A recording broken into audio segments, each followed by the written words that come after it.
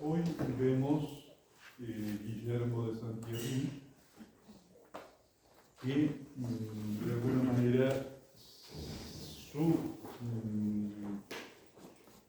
planteamiento teológico dice que él fue quien introdujo a Bernardo, principalmente en los padres, y también fue él quien insistió en Bernardo para que le pida al Papa Eugenio de alguna manera llamar la atención de las novedades que aparecían en todas estas escuelas teológicas que, como pueden ver, siempre empezando por Bolonia, 1088, a todo el mundo europeo, todas esas son universidades que enseñan teología. Por lo tanto, se entiende también que lo que dice Jean Leclerc, que ellos no estaban simplemente dejando escritos de espiritualidad, sino estaban envueltos desde los monasterios en esta nueva realidad que es la teología universitaria, y ante la cual no solo reafirman la metodología que siempre se seguía en el magisterio, como también las tesis propias, que no se conocían o no se seguían en la universidad, ante todo porque ya no se piensa a partir del misterio vivo de Cristo, sino el estudio de textos o ideas que llevan a un enfoque normalmente sobre el pasado, ¿no? Y no ese misterio vivo de Cristo. Presentando como síntesis, Bernardo considera que el monje ingresa en el monasterio para para aprender como Cristo por el camino de la experiencia, que en el caso de Bernardo, el texto que insistimos fue el de Hebreos: aún siendo hijo aprendió por sus padecimientos, pero no olviden que en la tradición monástica pre-San Benito y también San Bernardo, el otro texto que presentaba la vida monástica como una escuela era el llamado de Mateo 11, aprendan de mí, que soy manso y humilde. Siempre se trata de una escuela. Y por eso creo que esta dimensión es sumamente importante, porque por el desarrollo de la teología tal como se da actualmente, todos pensamos que en el monasterio la única teología viene de los cursos que nos dan cuando viene cada tanto, y no nos damos cuenta del planteo teológico propio, tanto sus métodos, formas, como su presencia. Entonces Bernardo considera que el monje entra en el monasterio para aprender como Cristo por la vía de la experiencia, no por la vía de la abstracción. Y en cambio Guillermo considera que el monje entra en el monasterio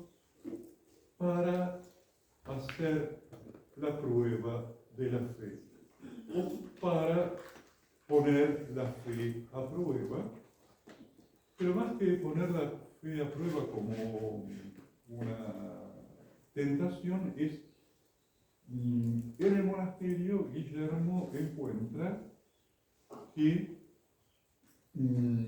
como dice San Benito en el prólogo, por el crecimiento en la vida monástica y en la fe. Y entonces el monje, para Guillermo, es aquel que vive ese proceso de la fe dentro del monasterio, y vamos a ver de qué se trata. Pero una fe que entonces ya por naturaleza la fe es conocimiento. Por lo tanto, la fe es teología. Conocimiento de Dios, sea que se manifieste como oración, como lección, como explicación teológica, siempre la fe es teológica. Entonces, bueno, allí van a encontrar un resumen de la vida de este personaje tan particular, Abelardo, ¿no? Que no solamente desarrolla la dialéctica dentro de la teología, sino que su mismo temperamento era así. Siempre la discusión, siempre esas objeciones que, como decía, eran un poco bizantinas, y por lo tanto rompía con cada lugar donde estaba. Él terminaba con una ruptura. Él era laico, simplemente que en estas escuelas teológicas, sea universidades o los pequeños centros previos a las universidades, era necesario ser clérigo. Entonces él recibe las órdenes menores para poder estudiar. Si no, no se podía estudiar. Pero después, bueno, termina siendo un recorrido eclesial muy particular. Y entonces Abelardo estuvo en la misma ciudad de Thierry, o al lado, donde enseñaba este maestro Anselmo de Laon. El pueblo de Laon tenía su propia universidad, facultad, y Abelardo allí estudia donde también estudió Guillermo, ¿no? Y entonces Guillermo va conociendo, y cuando Guillermo conoce a Bernardo, le avisa: cuidado con este personaje. Y de hecho la iglesia termina siendo una condena de Abelardo. Pero bueno, sí van a tener su biografía, que ustedes saben, hay muchas novelas, ¿no?, sobre Abelardo y su novia Eloísa. Bueno, entonces, esta realidad del monje, que es aquel que en el monasterio prueba la fe, más que la prueba en el sentido de tentación, sí lo tendrá, pero él prueba la fe. Y en esto ya Guillermo retoma la tradición monástica sobre el sentido de la fe, que poco a poco se va perdiendo, y que de alguna manera hasta el día de hoy está en nosotros un poco confuso. Porque para transformar la teología como se empieza a transformar en la universidad, era primero transformar el concepto de fe. ¿Qué es la fe?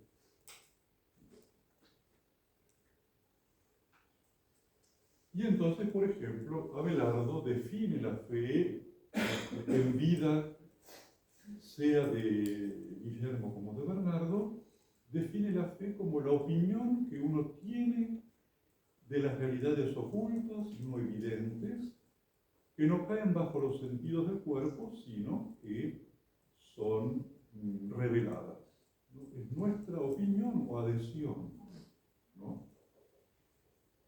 Y entonces, como nosotros seguimos conservando ese concepto, porque en realidad hasta el mismo Lutero. Cuando en la iglesia se presentan las grandes rupturas las grandes oposiciones a realidades de la fe, no se trata simplemente de personas que pensaron distinto, sino que detrás de esos pensamientos distintos hay una fe que no madura, que no da el paso que, en el caso de Guillermo, él nos invita a dar, y por lo tanto, por así decir, todos adentro llevamos a Lutero, en cuanto que, como Lutero, no estamos tan convencidos de que Cristo viva en nosotros.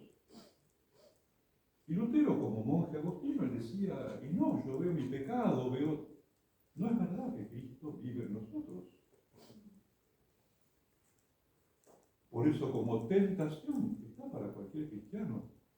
Y lo mismo es todo el concepto de fe, que desarrolla esta creciente dialéctica cristiana como el asentimiento o lo que pensamos acerca de las realidades reveladas. Y entonces necesitamos refrescar el concepto de fe como lo presenta Guillermo. Estuvo siempre en la tradición de la Iglesia porque tiene una fuente especial que es principalmente el modo en que San Pablo la presenta en la carta a los Romanos y en la carta a los Gálatas, porque en esas cartas Pablo está luchando con iglesias que después de haber recibido la predicación de Pablo vuelven a el pensamiento de es necesario las obras de la ley,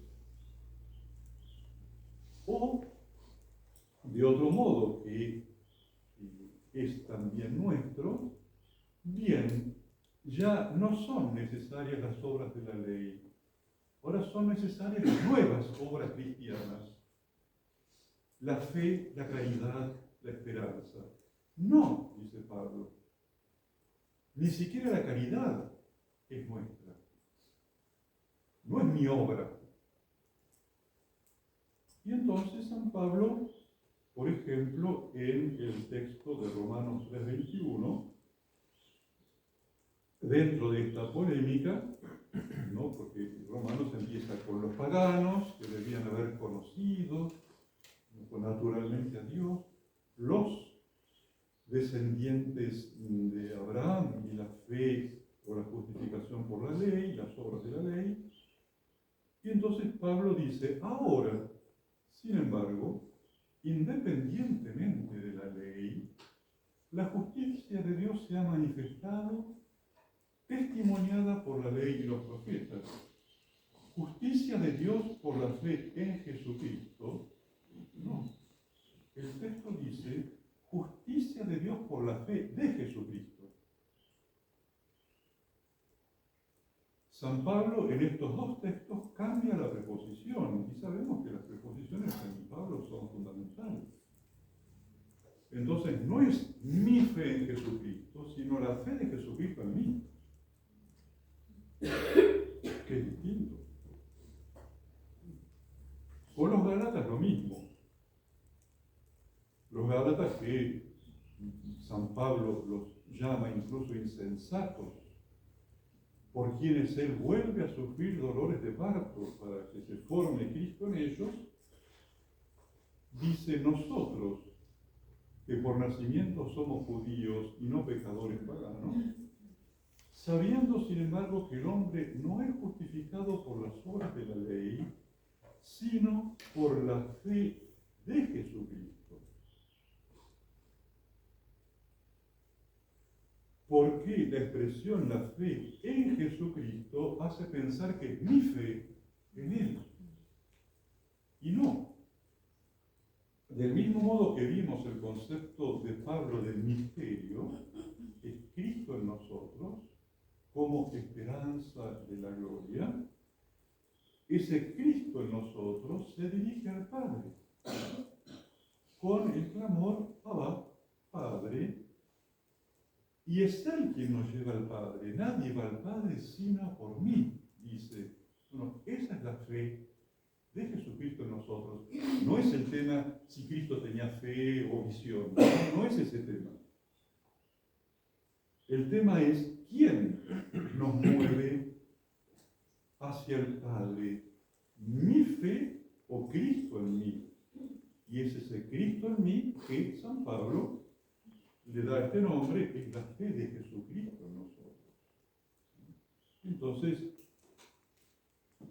ya esta naciente dialéctica teológica, como vimos en Abelardo, la fe es nuestra convicción. Es un don. ¿No? Por ejemplo, acá pongo un texto de Guillermo, Espejo de la Fe, que no por nada recuerden Guillermo tiene tanto el espejo de la fe, el enigma de la fe, son obras todas centradas en el tema de la fe. Y también en la Carta de Oro, a los cartujos, la realidad de la fe pasa a ser el centro y el crecimiento en la vida cristiana y monástica se mide por el crecimiento en la fe, ¿no? Como dice el prólogo de San Benito.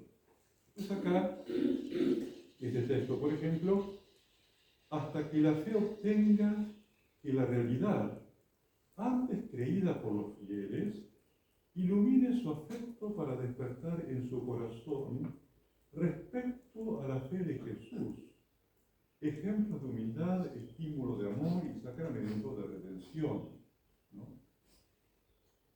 Él habla muy claro de la fe de Jesús. Y entonces el texto aquí central, otra vez, como en Bernardo era Hebreos 5, acá es Hebreos 11. La fe, dice Hebreos 11, es la sustancia de las cosas esperadas. Y cada uno tiene que ver en su propia Biblia cómo viene traducido, porque normalmente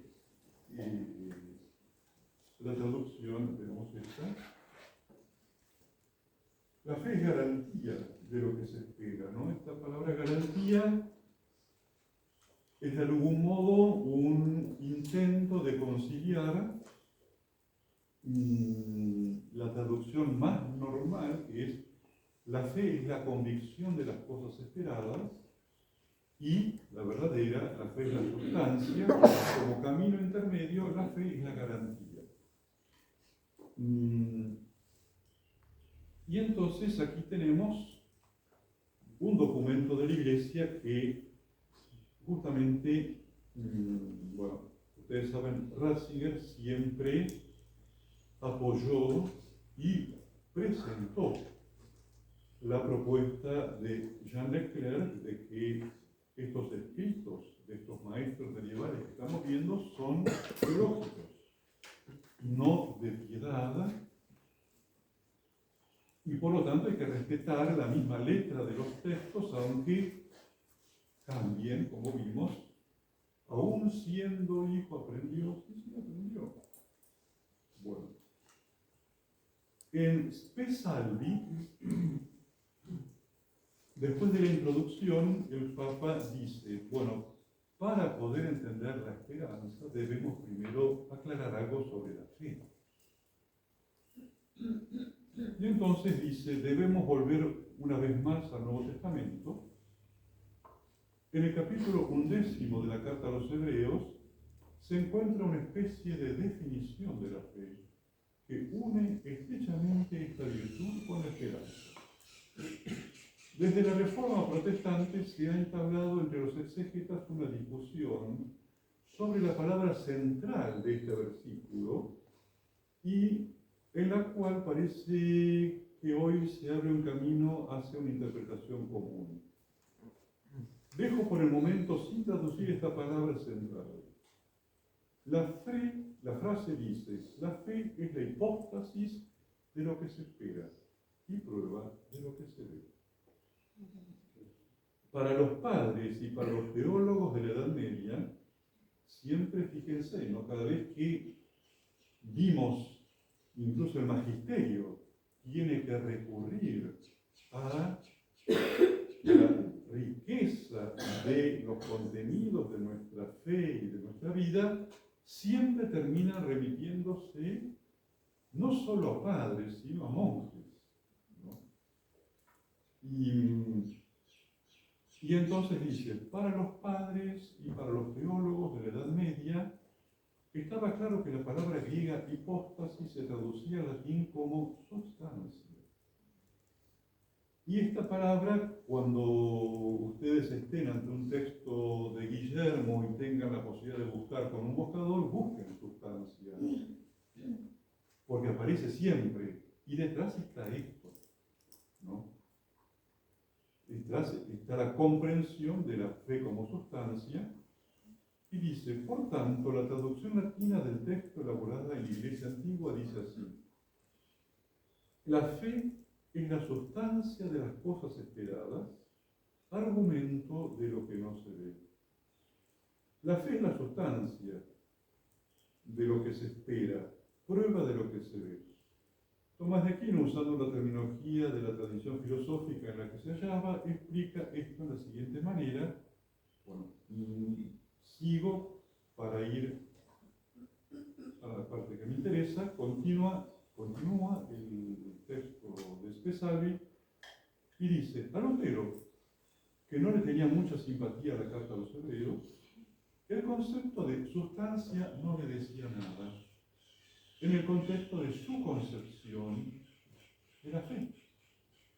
Por eso entendió el término sustancia no en un sentido objetivo de la realidad presente en nosotros, sino en el sentido subjetivo, como expresión de mi actitud interior.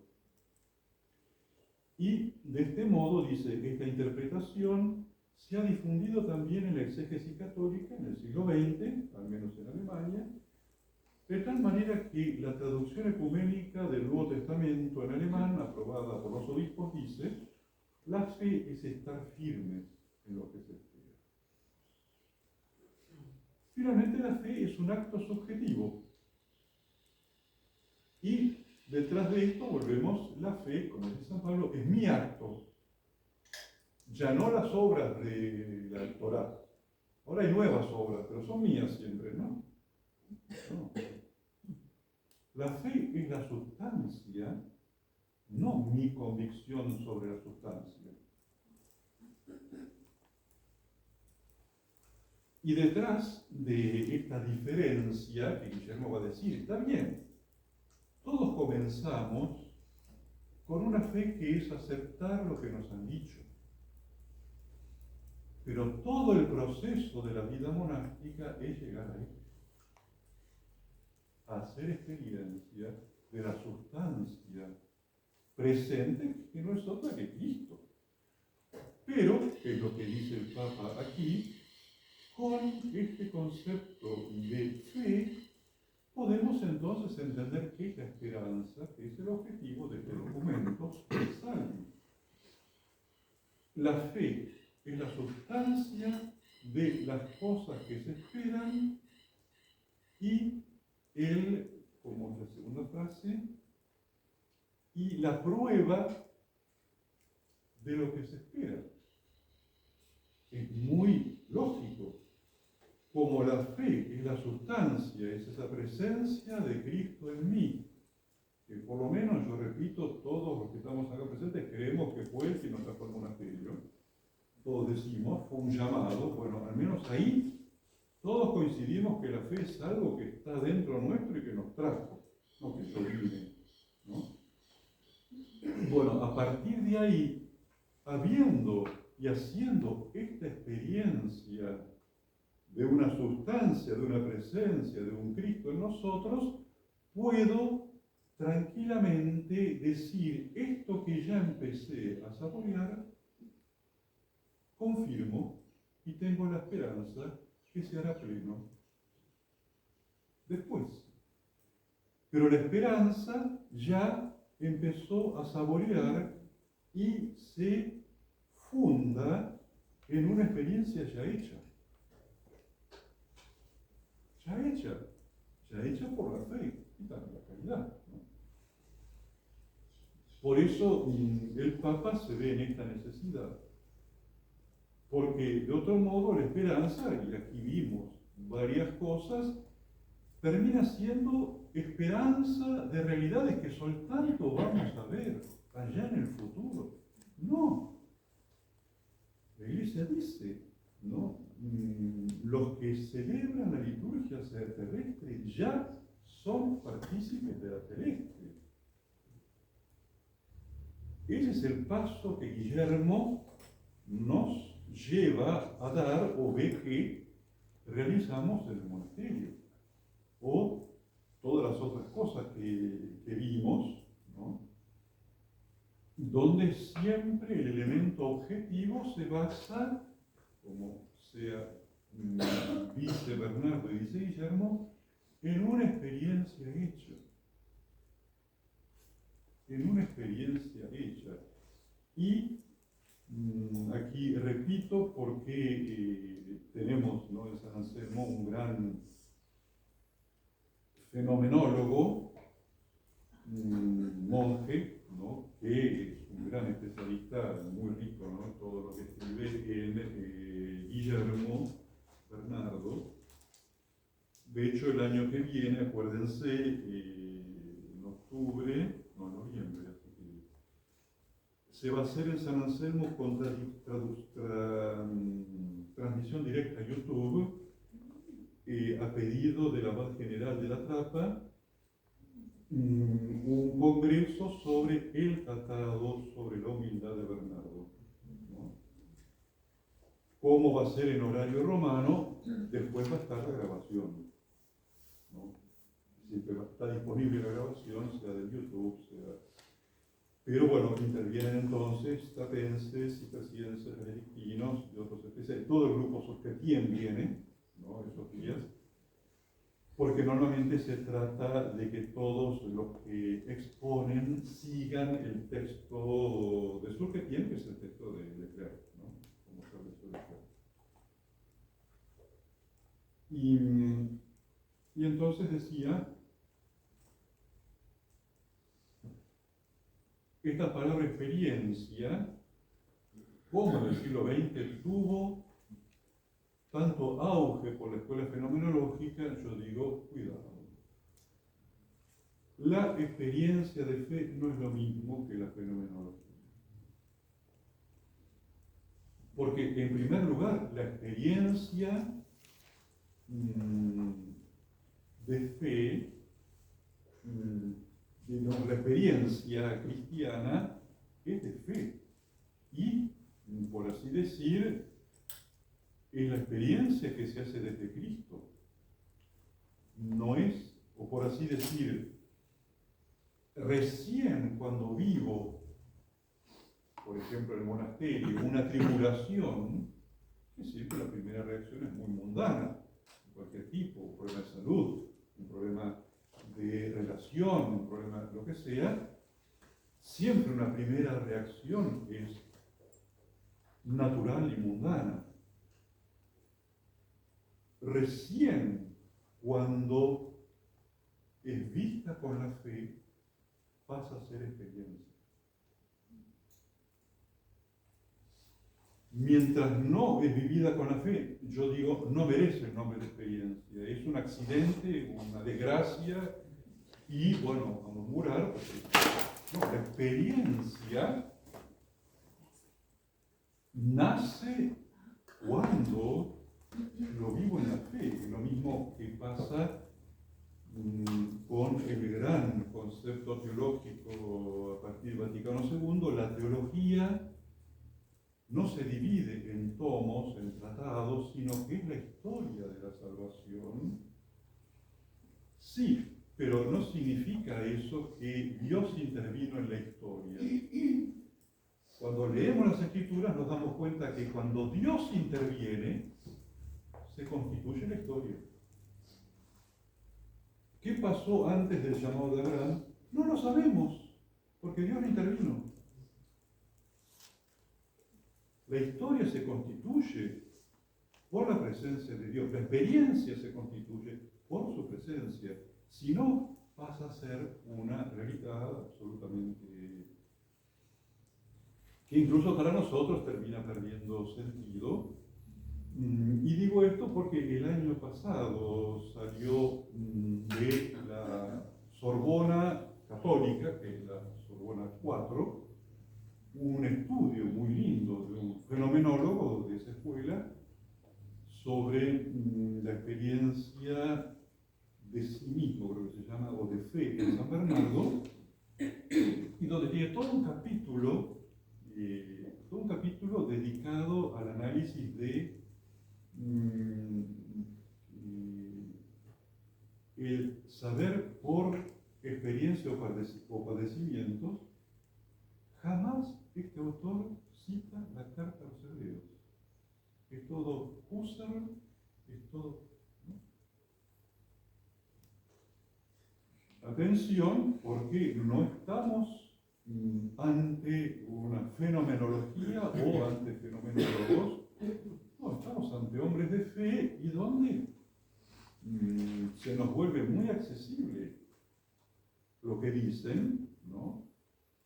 Recién cuando entra la fe, ¿no? Y por eso en el centro de la historia siempre va a estar la encarnación, porque la presencia de Dios se transforma en experiencia de la humanidad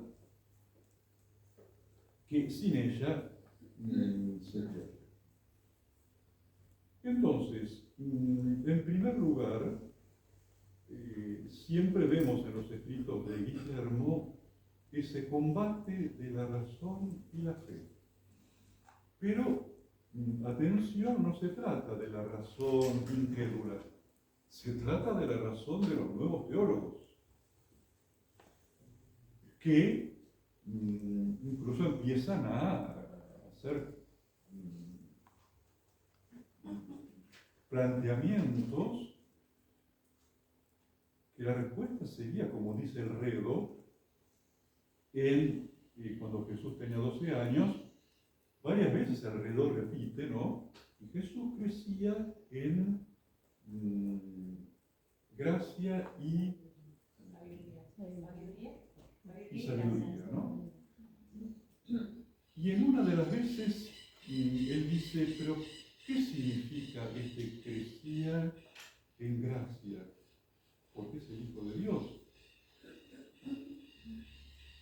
Y responde, no sabemos. El Señor no nos lo ha revelado, pero las palabras son esas. Y no se pone a hacer toda una disquisición como, bueno, yo recuerdo cuando yo estudiaba el bachillerato de la teología, la conciencia de Jesús. ¿Hasta dónde Jesús tiene conciencia de sí, de Dios, del Padre, de las cosas? Eso Bernardo lo llama curiositas. Cuando ya tenemos bastante con todo lo que nos dijo, ¿para qué meterse en lo que no nos dijo? ¿No? Incluso ayer preparando los textos, en uno de Bernardo, dice, cuando Cristo responde a los discípulos que no sabe cuándo será la llegada del reino, no dice, no, él lo sabía. Pero era para decirle a ellos, ocúpense de lo que les interesa. Porque la curiosidad, la definición que da Bernardo es ocuparse de cualquier cosa que no haga referencia a la salvación, a mi salvación. Eso es curiosidad. Por lo tanto, yo puedo también vivir estudiando la Biblia por curiosidad, sin ningún interés de lo que me dice a mí. Y entonces Guillermo está con esta razón, ¿no? Que empieza a, creyéndose una teología, empieza a hacer todo este tipo de preguntas y también por eso Tomás de Aquino, cuando elabora las sumas, siempre en las cuestiones presenta las objeciones porque pululaban en su momento, ¿no? Y normalmente la respuesta o el eje para la respuesta es un texto bíblico o patrístico. Padre, disculpe, ¿podrá dar un ejemplo de experiencia? Déjame pensar si aquí mismo pusimos. Sí, viene adelante. ¿Podemos esperar? Pero me acuerdo que está adelante. Entonces, lo primero que señala Guillermo es esta aparente magnificación de la razón cuando él señala, siguiendo ¿no? la enseñanza, las escrituras y el magisterio, nuestra fe, razón, voluntad y memoria están heridas por el pecado. Y su limitación viene del pecado. Y por eso la razón, que con mucha lógica quiere conocer, pero está herida. Y precisamente la fe viene a curar la razón, viene a sanarla. La fe es la salud de la razón. Por eso recuerden Romanos 1:2, los gentiles tendrían que haber podido conocer a Dios por sus obras.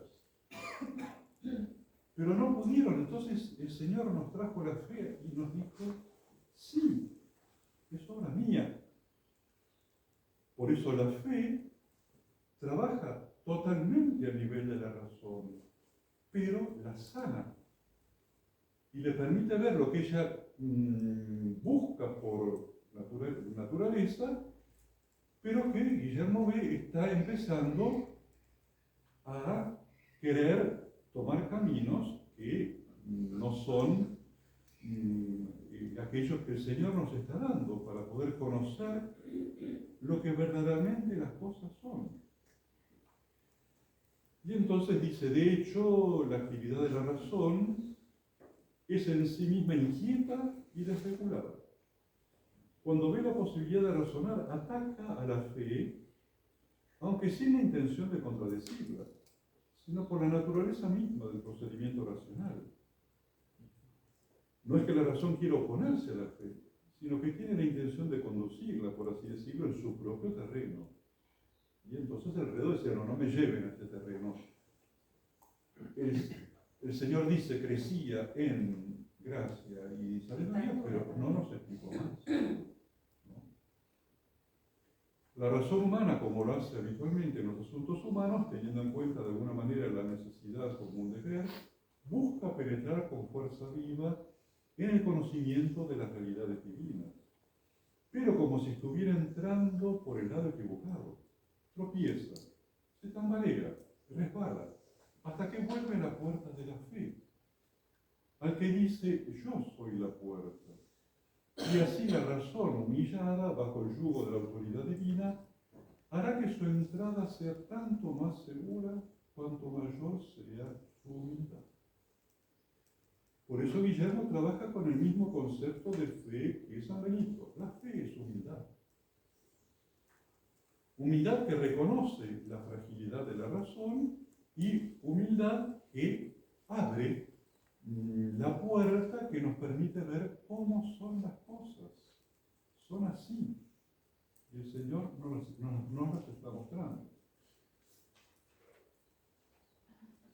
En todo esto se dice que los textos fundamentales para entonces la doctrina de la fe de Guillermo es la enseñanza de las dos cartas a los Corintios, donde la fe claramente se presenta como la presencia del Espíritu Santo en nosotros, que nos hace tocar, palpar, y también por eso tengan en cuenta, la fe anticipa como conocimiento la visión de Dios. Es ya el comienzo para San Pablo y para Guillermo. Entonces, en este texto, el hecho es que aparentemente hay una razón que ataca y una razón que resiste. La una terrenal y con sabiduría carnal, la otra en cambio espiritual, inclinada a considerar todo en perspectiva espiritual. Pero ¿qué hace entonces el espíritu fiel a Dios? Lee tanto las palabras del Señor como los milagros descritos en el Evangelio y en cada ocasión adora. Y adora a los santos vestigios de la verdad. Si se le pregunta acerca de la fe, responde: tú eres el Cristo, el Hijo de Dios vivo. Y todo lo que es de fe, él cree, con un corazón intrépido para obtener justicia, y declara abiertamente que merece la salvación. Sin embargo, no puede expulsar del oído de su corazón el tal vez y el quizá, las dudas. No puede. El susurro de la tentación, aunque no hable así, pero soporta con extrema molestia que algún sentimiento de su alma sugiera tales argumentos.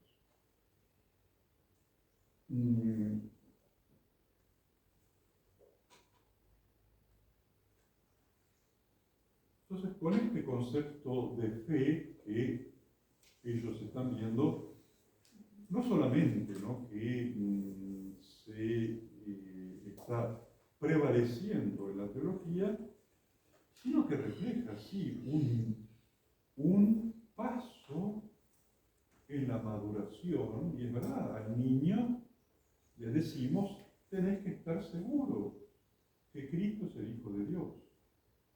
Pero esa fe va creciendo, y entonces, junto con esta pérdida del concepto paulino de fe, recuerden el segundo texto que vimos en San Pablo, que era Gálatas 2, sino por la fe de Jesucristo, es Gálatas 2:12, sigue abajo, Gálatas 2:20, donde dice: Gálatas, por quienes me siento otra vez crucificado. Pero vivo yo, mas no soy yo, es Cristo quien vive en mí. Todo ese párrafo es una riqueza única en cuanto a cómo Pablo expresa la fe. Lo otro es, como vimos antes, la desaparición del objeto hacia el cual se dirige la fe, que es el misterio de Cristo, el Cristo vivo, ¿no? Y entonces ahora se pasa a la dialéctica y a la discusión sobre las verdades del dogma, como si eso fuera la fe. Y entonces, como vimos ya en Tomás de Aquino, en Bernardo, para Guillermo es muy claro que la fe, y por la fe siendo esa presencia de Cristo en nosotros, quien asiente, quien nos lleva y nos hace conocer al Padre, es Cristo. Y por eso Cristo no es el objeto de la teología, sino el sujeto. Es Cristo en nosotros quien va recorriendo, como el Jesús de 12 años, va realizando el proceso y el recorrido. Cristo es el sujeto, es Él quien nos explica la Escritura. Y cuando sí se nos hace luz alguna vez, inmediatamente vamos a pensar que fue nuestra capacidad o que fue el comentario que leímos. No. Fue Él quien nos permitió acceder. Y por eso, principalmente en las monjas, Gertrudis, Mestilis y Legarda, es mucho más fuerte y continua la afirmación de que la teología siempre es revelación. Cuando logramos conocer algo, es por revelación. Es el Señor quien nos revela, pero ese Señor, ese Cristo que habita en nosotros y nos lleva al Padre. Por eso Él es el sujeto, no el objeto. Y yo digo esto, ¿no? En esta expresión a la Comisión Teológica Internacional del Papa Ratzinger, Santo Tomás de Aquino, juntamente con una larga tradición, dice que en la teología Dios no es el objeto del que hablamos, sino el sujeto. Y nunca dijo el Papa Ratzinger dónde Santo Tomás dijo esto. Esto lo sacó el Papa Ratzinger de San Bernardo. Recuerden que ya en el famoso discurso del Papa Benedicto en los Bernardinos, en París, ante la intelectualidad de todo el mundo, habla de Jean Lefebvre, de la teología monástica y de la teología como si verdaderamente busca a Dios, ¿no? Por eso, no sé dónde dijo Tomás de Aquino esto, pero él dice, bueno, el Papa está hablando a la Comisión Teológica Internacional. Y le está diciendo, Dios no es el objeto de nuestro estudio, Él es el sujeto. Y si llegan nuevas intuiciones, son de Él.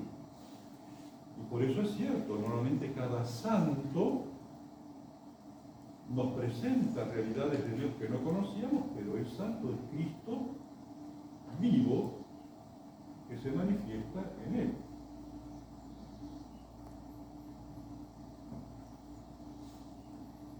Pero es interesante leer esta, es una homilía del Papa Ratzinger, porque entonces dice, si él es el sujeto, y no lo, cuando es objeto, bueno, pues tengo que estudiarlo.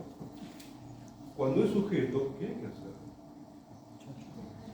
Y entonces él toma la primera carta de Pedro, dice, nuestra tarea ante un Dios que es sujeto es, como dice Pedro en la primera o segunda carta, castificantes ánimas nostras, es decir, retirarnos, ¿no? Y no buscar ser el protagonista de la reflexión teológica, sino que sea verdaderamente el Señor quien habla. Por eso la expresión de Pedro, castificando nuestras almas en la obediencia a la verdad. La teología es ante todo obediencia a la verdad. Cuando llegué a Roma porque pidieron que vaya, me encuentro con un monje que yo sabía que era muy amigo de un gran profesor nuestro, y él me dice, nadie lo sabe, pero él murió en crisis. Un gran especialista en San Agustín, monje, porque decía al final de su vida que no lograba encontrar pruebas fehacientes de una afirmación de tres personas divinas. Y murió con esa crisis, ¿no? Y yo digo lo de San Agustín. Yo creo en eso porque me lo dijo mi madre, que la iglesia, que se llamaba Marta, mi madre y mi padre Julio. Pero si hay pruebas de eso, o cuando también un gran teólogo en Buenos Aires, el Papa, el Gregorio en su momento lo sacó de la diócesis porque empezó Los Ángeles, no, nada. Y yo digo, vos no crees en los ángeles y crees sin embargo que Dios se hizo carne. Para mí es mucho más difícil creer que Dios se hizo carne. Una vez que acepto que Dios se hizo carne, yo acepto que haya ángeles y que se me aparezca también un ángel con cara de león. No. la fe y la teología, dice el Papa, siguiendo a Pedro, es una obediencia a la verdad, un acto de obediencia. Sí. O sea, a ver si deduzco de todo esto que está sucediendo también que baja al pueblo de Dios.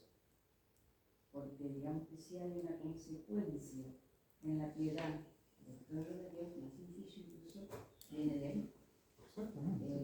Porque hay como un quiebre entre lo que es la piedad, Ujú. creo que yo no sé de lo digo, ¿no? Creo que el Papa lo ha dicho, entre lo que es la piedad nuestra y lo que realmente dice la revelación. Un poco lo que también el concilio cuando empezó a decir que para mí fue un descubrimiento, que era, o sea, no, Cristo es el que explica la escritura. Y por eso, para mí, cuando me toca hablar con matrimonio o hacer un casamiento, en la preparación, insisto, en lo que dice la gran plegaria, epíclesis consagratoria, ¿no? Que él vea en ella y la ame como Cristo ama a la iglesia y ella vea en él a Cristo, ¿no? Y que ella, recuerden, imite los ejemplos de las grandes mujeres de las que hablan las escrituras, y ellos pasan a ser los ministros de Dios para sus hijos. Porque finalmente es obediencia a la fe. También el monasterio asume una dimensión concreta, que es obedecer a las conferencias de la abadesa. Sí. ¿Por qué? La verdad, Cristo sigue hablando, San Benedicto nos pone la figura de Abad, perfecto. Y entonces es una obediencia donde lo que está en juego no siempre es verdad o es error, o es lo mejor o no es lo mejor, sino es lo que el Señor nos ha revelado, es lo que Él nos ha presentado. Yo recuerdo haber tenido que hacer cosas por obediencia que fueron contraproducentes. Pero después de haber insistido, no, fueron contraproducentes. Pero no hubiese sido bueno que yo diga, no, lo mejor es esto, yo hago esto, ¿no? Y por eso el Papa dice con Pedro, bueno, lo que tú decías es fundamental, que ellos se den cuenta y que una esposa sepa escuchar a Cristo en la voz de su marido o de los hijos.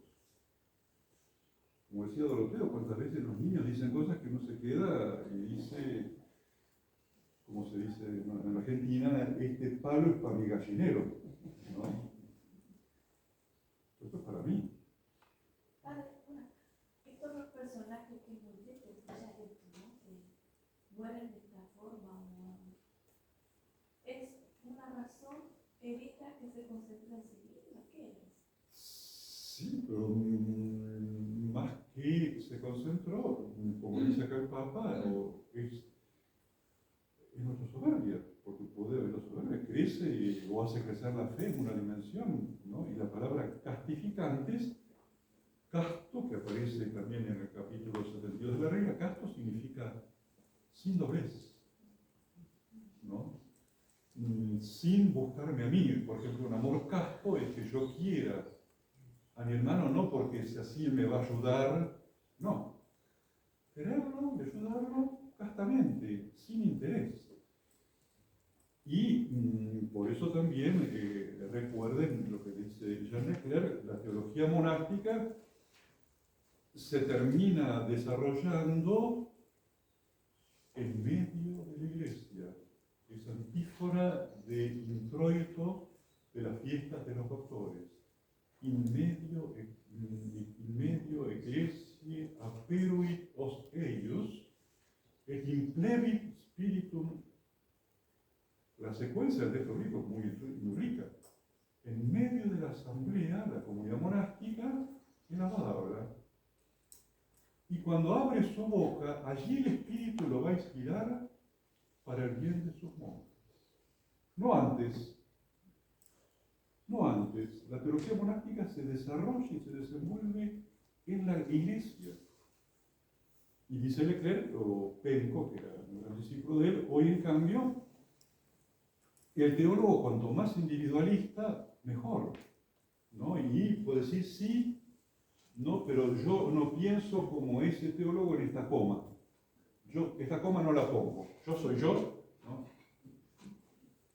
Padre, yo estaba pensando, usted estudió y profundizó todo esto porque es monje y porque aparte está haciendo un trabajo de evangelización, pero la mayoría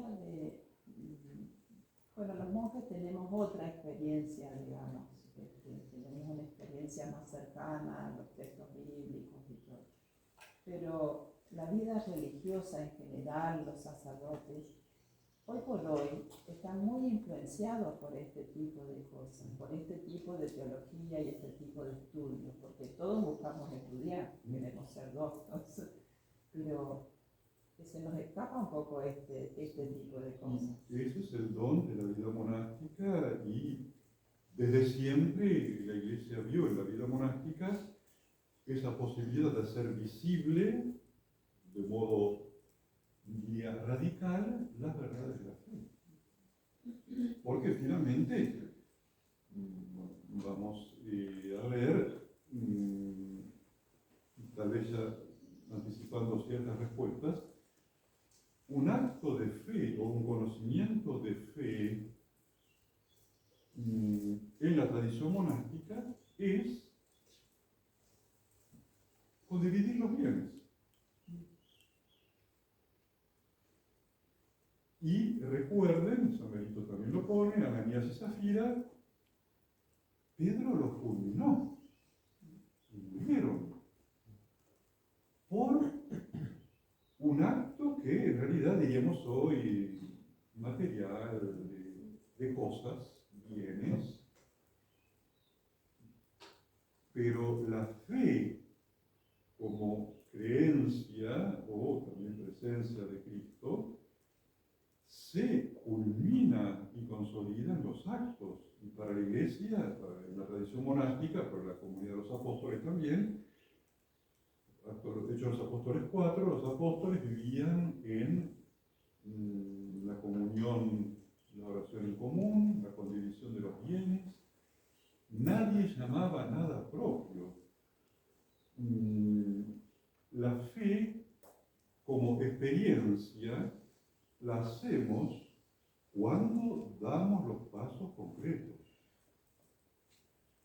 Y por eso, bueno, conocen ese personaje argentino Mafalda y su amiguita Susanita, que es terrorífica.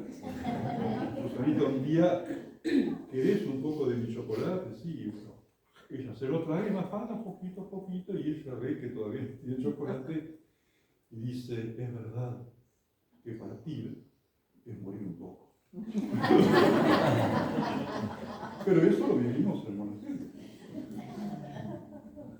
¿no? Y eso es una experiencia, y allí hacemos la experiencia cuando esa fe que todavía está en el plano interno y digamos un poco íntimo hace actos. Pero, por ejemplo, no me acuerdo quién lo dijo, recién cuando damos hacemos la experiencia de ser los propietarios.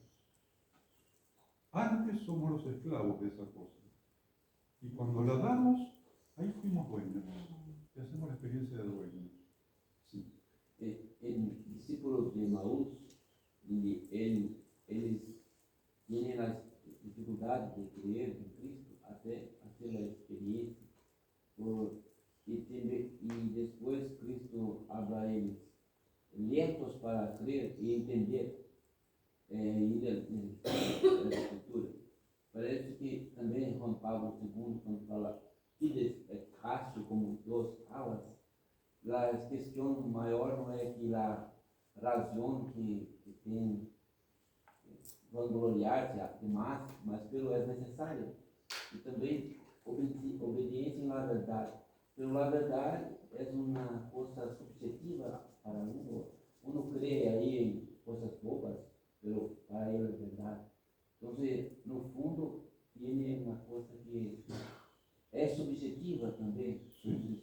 Sí, y por eso Guillermo va presentando todo ese desarrollo y le da sus nombres, ¿no? El niño, la fe carnal, va dando sus nombres. Sin embargo, y normalmente son los hechos, las experiencias, los que nos invitan a dar un salto, que lo hacemos o no lo hacemos.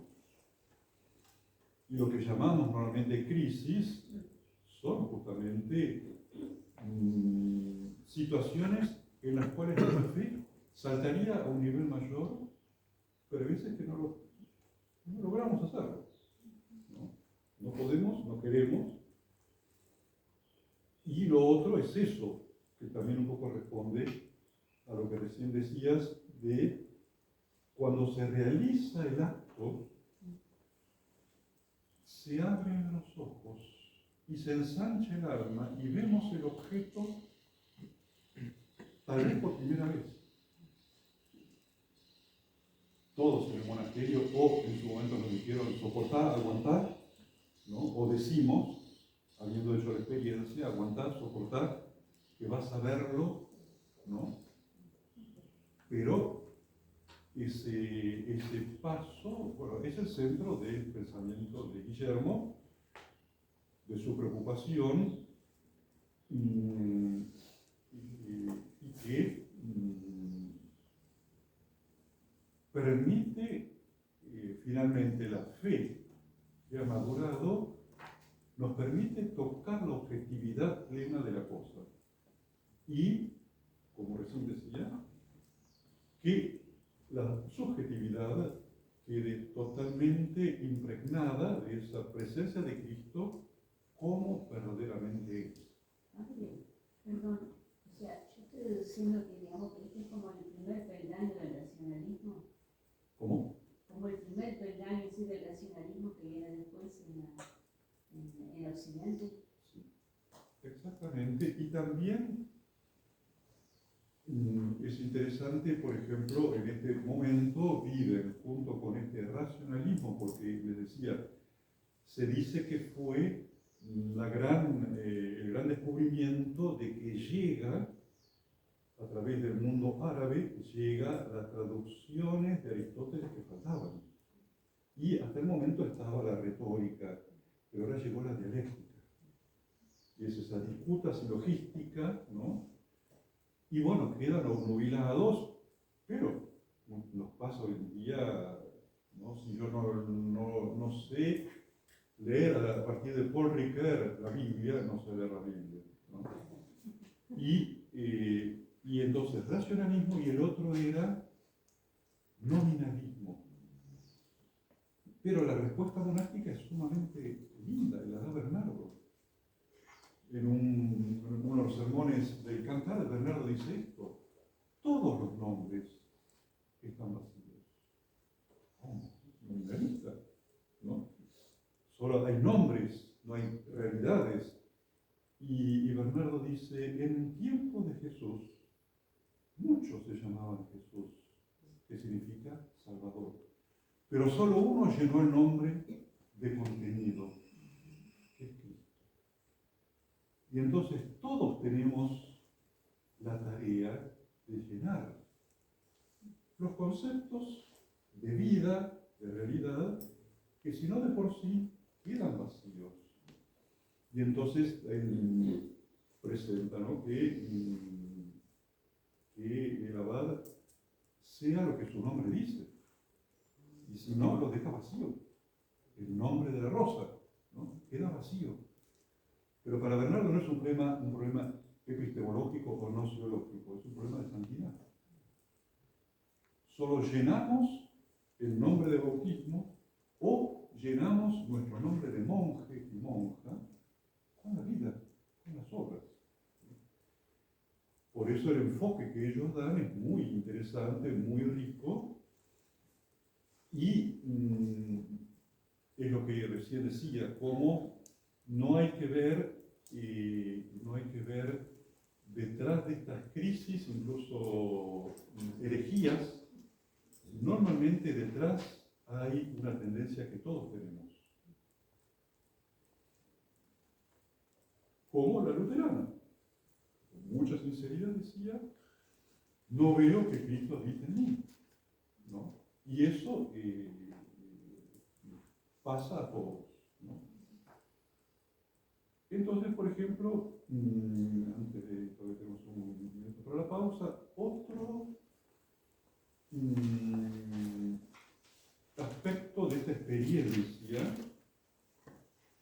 y de esta fe que llega a la sustancia, ¿no? Y que no queda en ideas y que hacen entonces presente a Cristo y no una convicción mía, ¿no? Este texto que es la carta de oro, ¿no? Guillermo está hablando a cartujos que tienen muy pocos sacerdotes que celebren. No es el objetivo, ¿no? Que todos sean sacerdotes, no, la vida monástica como monjes. Y entonces les dice esto: la celebración del misterio de esta santa y venerable conmemoración eucarística en el modo y tiempo y lugar permitidos solo se concede a unos pocos hombres, sacerdotes, ministerios, a quienes se ha confiado este ministerio. Pero poner de manifiesto la sustancia, en latín res, del misterio eucarístico, practicarlo, hacerlo propio con vistas a la salvación, en todo tiempo y en todo lugar en el reino de Dios, y a la manera de la tradición, es decir, con los sentimientos de la debida piedad, esto está al alcance de todos a quienes Pedro dirige estas palabras. Vosotros sois linaje escogido, sacerdocio real, nación santa, pueblo adquirido por Dios, para que anunciéis las maravillas de aquel que os llamó de las tinieblas a su luz admirable. Entonces, Guillermo no solamente habla a los cartujos, también se habla a sí mismo y a cualquiera. Celebrar el misterio eucarístico, perfecto, ¿no? Y dura, no sé, máximo en algún lugar 2 horas. Pero el día se compone de 24 horas. Y entonces dice él, celebrarlo lo puede lo que corresponde y participar también cualquiera. Como celebración, pero como sustancia, es decir, la vida de Cristo presente en mí, eso está al alcance de todos, de los cuales Pedro dijo, vosotros sois sacerdocio real. Es decir, ¿se acuerdan lo que vimos de la teología sacramental? Que había un circulito allá, la celebración, otro acá, la vida de Cristo en nosotros, ¿no? Y Guillermo también se encuentra con que ahora el interés es que esté sobre el altar, o en la reserva, perfecto. Pero no está contigo presente en tu celda. ¿Cuál es la sustancia de la Eucaristía? Cristo. Entonces Cristo está al alcance de todos y en cualquier horario. Y con esto también Guillermo está mostrando cómo el resto de la vida nuestra, fuera de la celebración, sigue siendo Eucaristía. Y seguimos viendo este texto. Si quieres, pues, y si realmente lo deseas, a cualquier hora del día y de la noche, está a tu disposición el Señor en la celda. Siempre que, en recuerdo de aquel que sufrió por ti, permitas que tu alma se llene toda de piedad y fe, compunción, cada vez que permites eso, comes su cuerpo y bebes su sangre. Y mientras por amor permanezcas en él y él por su santidad y justicia permanezca en ti, eres contado como parte de su cuerpo y como uno de sus miembros.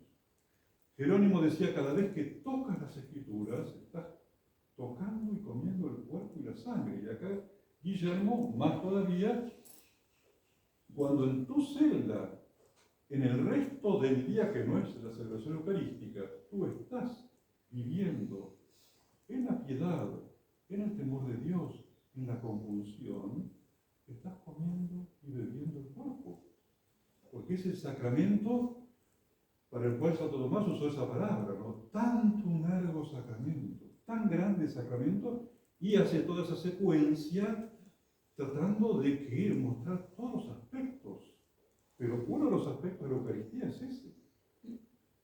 Ya no hay obra de santidad que no signifique tocar y comer el cuerpo y la sangre.